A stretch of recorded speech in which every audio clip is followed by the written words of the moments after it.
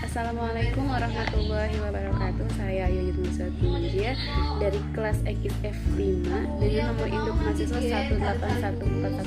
181410229. Saya di sini akan menjawab soal UAS dari mata kuliah Pasar Modal Syariah.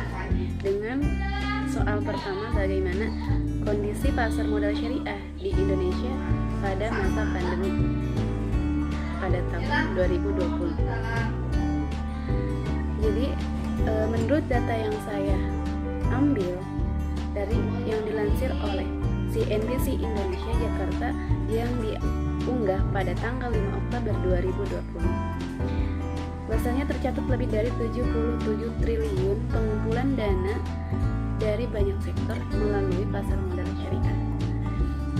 Direktur Pengembangan Bursa Efek Indonesia Hasan Fauzi mengatakan bahwasanya instrumen sukuk terus terbit dari sisi korporasi di tengah pandemi.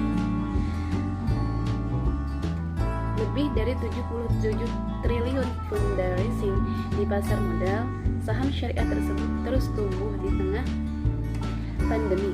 Kemudian ada 46 IPO saham baru, lalu 35 emiten yang merupakan saham syariah. Kemudian apabila dilihat terdapat 709 saham tercatat dan 451 saham yang tergolong ke dalam efek syariah.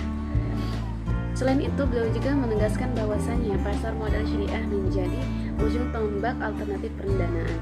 Beliau juga menegaskan bahwa terdapat lebih dari 30.000 triliun atau 30 triliun ribu rupiah lebih sukuk baru di tahun 2020 dan 30 triliun ribu rupiah jumlah sukuk di negara. Lalu dari sisi reksadana juga terus mengalami peningkatan.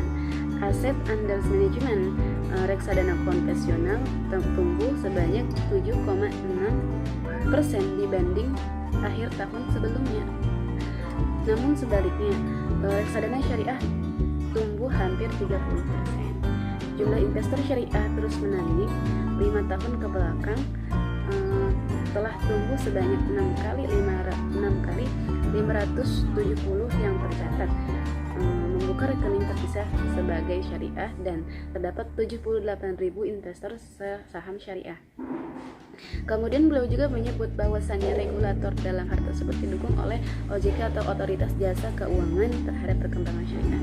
Nah, dari informasi yang didapatkan atau yang diberikan oleh Pak Hasan Fauzi tadi, ini dapat memberikan informasi kepada kita bahwasanya pandemi COVID-19 di tahun 2020 itu tidak menyurutkan permintaan dan penawaran terhadap pasar modal. Dalam artian perkembangan pasar modal syariah terus meningkat.